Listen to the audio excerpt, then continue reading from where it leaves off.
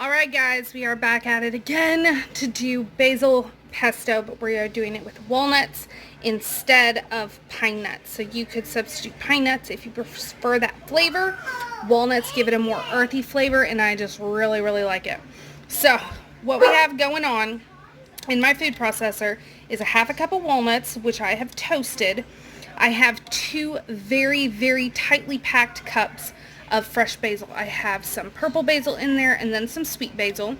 I have 3 cloves of garlic, half a teaspoon of pepper, half a teaspoon of salt, and I'm adding in a 1/4 cup of lemon juice. And so we're going to get all this blended together. Okay, now once you have, let's focus, okay. Once you have it all blended to where you've scraped down the sides and blended some more, you want to put some olive oil, about 3/4 of a cup, through this little doohickey while it's running.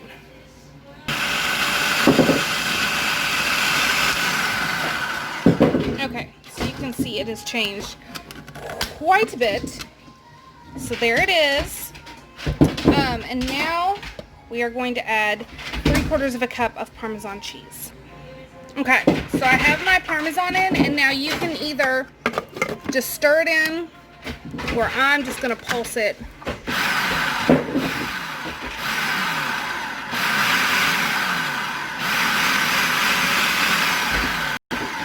And done. That is literally all there is to it when it comes to some amazing, sorry, my dog's going kind of crazy in the background. But I'm actually going to put this on the other side of the sheet as my sage pesto. I have a whole bunch going on right now.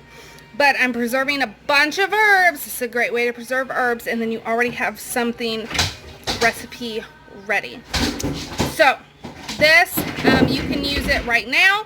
You can put it in your fridge and it'll last about a week. Or you can freeze it, which is what I'm going to get ready and do. Let me try it.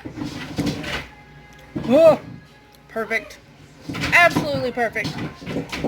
If you want to know how I freeze it, watch my video of me doing the sage pesto, because I go into more detail on that one.